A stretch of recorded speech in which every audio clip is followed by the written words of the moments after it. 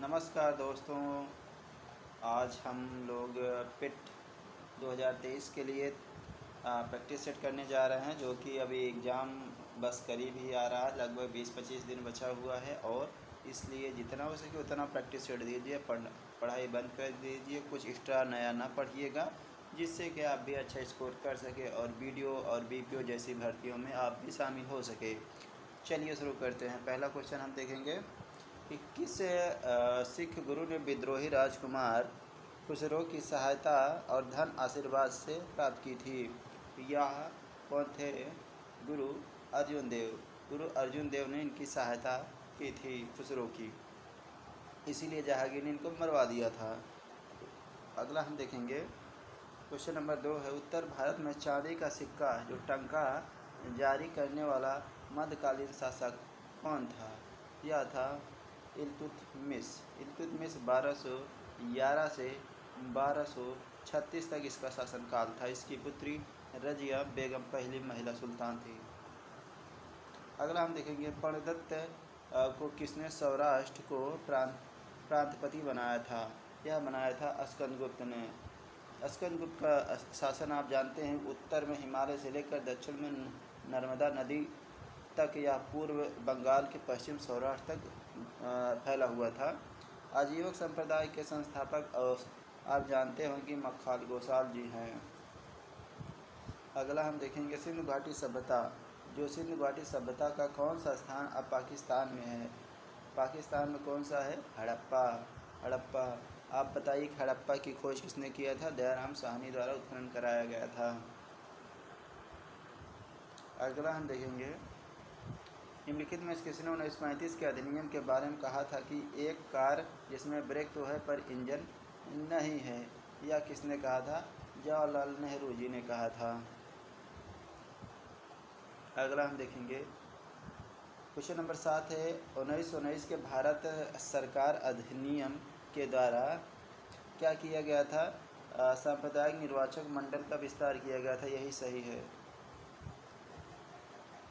अगला हम देखेंगे, क्वेश्चन नंबर 8 है, निम्नलिखित में से किसने सांप्रदायिक अधिनिर्णय घोषित किया था? किसने सांप्रदायिक अधिनिर्णय घोषित किया था?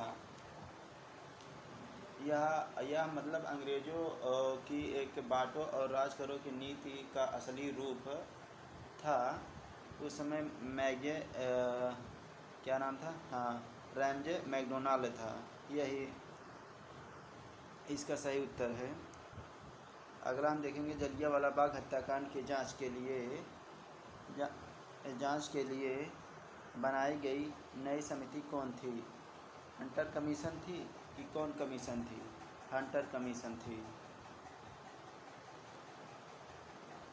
अगला क्वेश्चन देखेंगे, क्वेश्चन नंबर 10 है, बंग और भंग के बाद कौन सा आंदोलन शुरू हुआ था? बंग भंग आंदोलन के बाद 1905 में ही 7 अगस्त को टाउन हॉल से स्वदेशी आंदोलन की शुरुआत की गई थी, जिसमें विदेशी वस्तुओं का बहिष्कार किया गया था। पृथ्वी की सतह का वह भाग जो पानी से ढका है लगभग कितना ढका हुआ है? यह 2/3 भाग ढका हुआ है। अगला क्वेश्चन नंबर 12 हम देखेंगे। क्वेश्चन नंबर 12, निम्नलिखित में से किस एक महाद्वीप में उसके संपूर्ण क्षेत्रफल में मैदानी भाग का प्रतिशत सर्वाधिक है? सर्वाधिक मैदानी भाग कहाँ है? यूरोप में। अगला हम क्वेश्चन नंबर 13 देखेंगे। लातूर आप जानते हैं कि महाराष्ट्र का एक क्षेत्र है।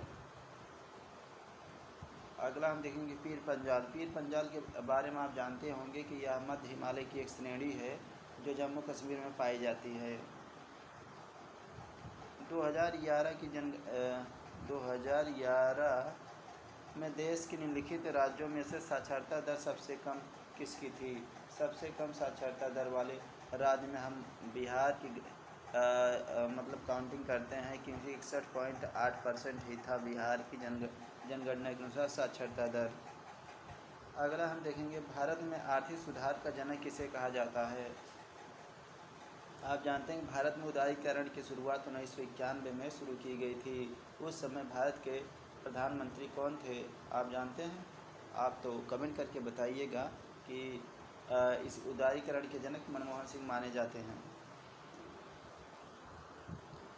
भारत में छुपी हुई बेरोजगारी, प्रचंड बेरोजगारी जिसे कहा जाता है, मुख्य रूप से किससे संबंधित है? मुख्य रूप से यह किससे संबंधित है?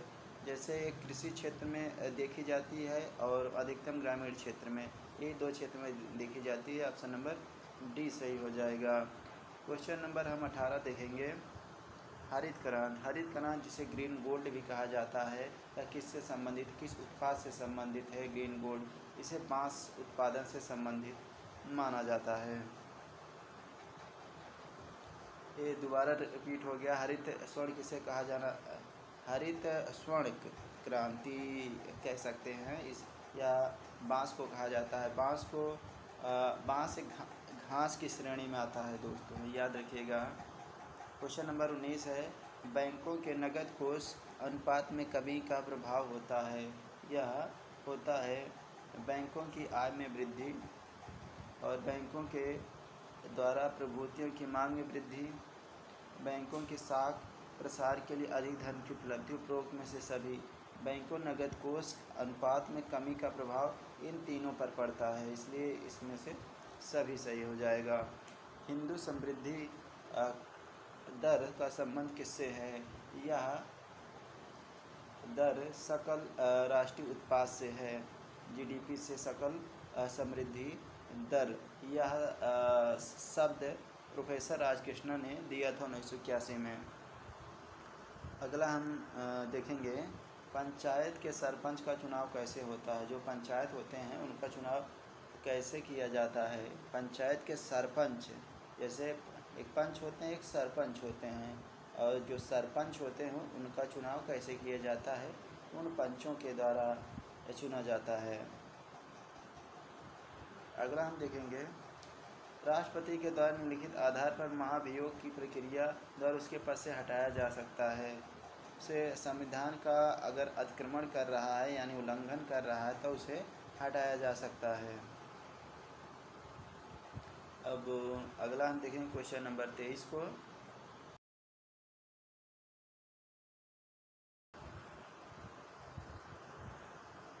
भारत में प्रजातंत्र इस तथ्य पर आधारित है कि संविधान लिखित है, यह मौलिक अधिकार प्रदान किए गए हैं, जनता को सरकार चुनने तथा बदलने का अधिकार प्राप्त है, ये यहाँ राज्य के नीति निर्देशक तत्व हैं। तो ऑप्शन नंबर सी सही है, क्योंकि जनता को सरकार को चुनने तथा बदलने का अधिकार है। अगला हम क्वेश्चन देखेंगे, निम्नलिखित में से मौलिक अधिकारों में से कौन सा केवल भारतीय नागरिकों को ही उपलब्ध है?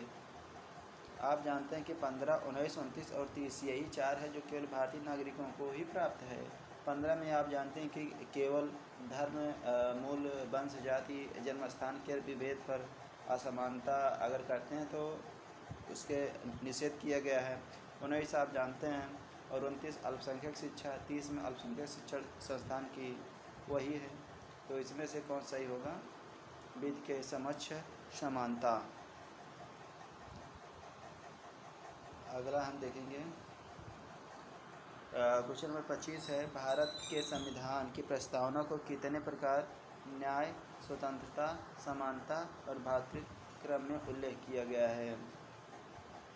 यह 3 प्रकार की न्याय है, 3 प्रकार की न्याय है, 5 प्रकार की स्वतंत्रता है, 2 प्रकार की समानता है और 1 प्रकार की भातृत्व है।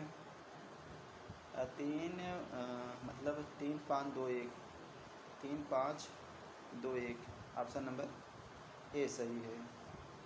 क्वेश्चन नंबर अगला, सौर ऊर्जा के विकल्प के रूप में किसको स्वीकार किया जाता है? किसको स्वीकार किया जाता है?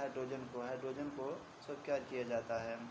अगला क्वेश्चन देखें, निम्नलिखित में से किस एक का निर्माण हमारे शरीर में नहीं होता है?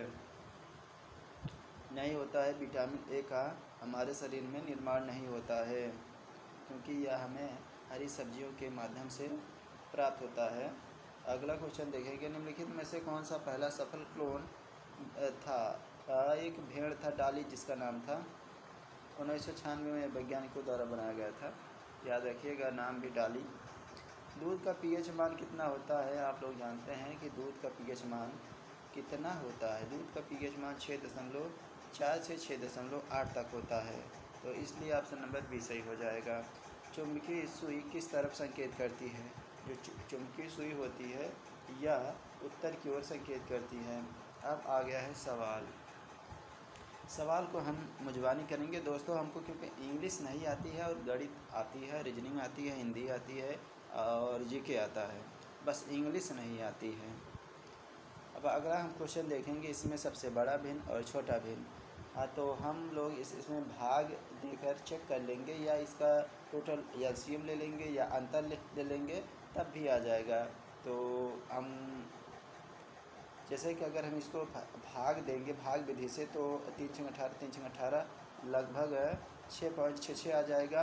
तो इसमें अगर हम भाग देंगे तो 75 चौका 300, फिर ये हो जाएगा 5×8 = 40 हो जाएगा, ये 6×8 = 48, 6×3 = 18। तो इसमें क्या पूछा? सबसे बड़ी और सबसे छोटी भिन्न का अंतर। सबसे बड़ी और सबसे छोटी भिन्न का अंतर, यानी सबसे बड़ी कौन सा है? ए होगा, सबसे छोटी ए हो गया। तो यानी 2/3 और 5/6 का अंतर अगर निकालेंगे तो आ जाएगा 1/6। तो ऑप्शन नंबर सी सही हो जाएगा। अगला हम देखेंगे, दो संख्याओं का गुणनफल 24 है और उनके वर्गों का योगफल 52 है, तो उनका योगफल ज्ञात कीजिए। दो संख्याओं का गुणनफल अगर 24 है तो उनके वर्गों का योगफल आप मतलब एक्स वाई मानकर लगा सकते हैं। तो एक्स वाई मान के लगाएंगे तभी तो आ पाएगा, नहीं तो नहीं आ पाएगा। आ जाएगा, उससे भी थोड़ा तो दिक्कत होगी, तब हमको संख्या रखना पड़ेगा। तो जैसे अगर हम गुणा करते हैं, मान लेते हैं कि इसमें 5, तो अगर दो संख्या अगर हम 5 मानते हैं तो ये तो नहीं होगा 24, ये तो गलत है। अब हम 10 चेक करते हैं। 10 में एक 6 10 है, तो इसमें 6 और 4 अगर हम इसका गुणा करेंगे तो 24 आ जाएगा ना। तो इसका हम वर्ग करेंगे और इसका वर्ग करेंगे, तो वर्गों का योगफल जो ना 52 होना चाहिए। 6×6 = 36 और 4×4 = 16, 16 और 36 अगर हम जोड़ेंगे तो कितना हो जाएगा? 52। तो यही सही है, यानी 10 सही है दोस्तों। समझ गए कि नहीं आप लोग? मतलब ऐसे अगर हम 10 को, जो 10 है, 10 को ऐसे 2 खंडों में तोड़ो कि जिससे कि ये 24 आ जाए। 8×3 = 24 होगा या 6×4 = 24 होगा, 7×3 = 21 हो जाएगा। तो 8, 6 और 4 से, और उसका हमको वर्ग भी करना है और जोड़ने पर 52 आ जाए। तो खाली इसी में हो रहा है ना, और किसी में नहीं होगा, इसलिए ऑप्शन नंबर बी सही है। अगला हम लोग देखेंगे तो 8, इसको हम सूत्र के माध्यम से आप इसे लगा सकते हैं। a³ - b², इस पर आप रख देंगे तो उत्तर आ जाएगा, बाकी इसको आप लोग गुणा करके लगा सकते हैं, बहुत सरल है, दिक्कत नहीं है। क्योंकि G1 G2 G3 छात्रों की संख्या को क्रमशः 20, 40, 60 में समूहों में G1 G2 G3 किए गए हैं। औसत निकालना है, तो औसत निकालना है तो बहुत सरल हो गया था, यानी 20 G1 का 50% दिया है, 50, फिर 40 का 60 दिया है। टोटल सब हम लोग गुणा कर लेंगे, गुणा जो होगा उसका बाद हम वो जो बराबर, जैसे इसका आ गया 1000 ना, 1000 आया, इसका 2400 आ जाएगा, इसका 7×42 आ जाएगा। तो टोटल हम लोग जोड़ देंगे तो लगभग 4200 और 1000, फिर 2400 7600 हो जाएगा। 7600 को हम फिर टोटल ये तीनों को जोड़ देंगे, 120 आ जाएगा, इससे भाग दे देंगे, उत्तर आ जाएगा। सरल है सवाल। एक परीक्षा में उत्तीर्ण होने के लिए आवश्यक न्यूनतम अंकों का प्रतिशत 38% है। यदि अधिकतम अंक 750 है तो किसी विद्यार्थी को परीक्षा में उत्तीर्ण करने के लिए कितने अंकों की आवश्यकता होगी? तो बहुत ही सरल है यार, ये 750 × 38/100 कर दीजिए, उत्तर आ जाएगा ना। अब इसको काट दीजिएगा, तो इसको काटेंगे तो 5 से काट दिए ना, हाँ 1 0 से 1 0 से काट दिए ना, फिर 5 इसको काट दिए, 2 आ गया, 5 इसको काट दिए, 15 आ गया, 2 से इसको काट दिए, 19 आ गया।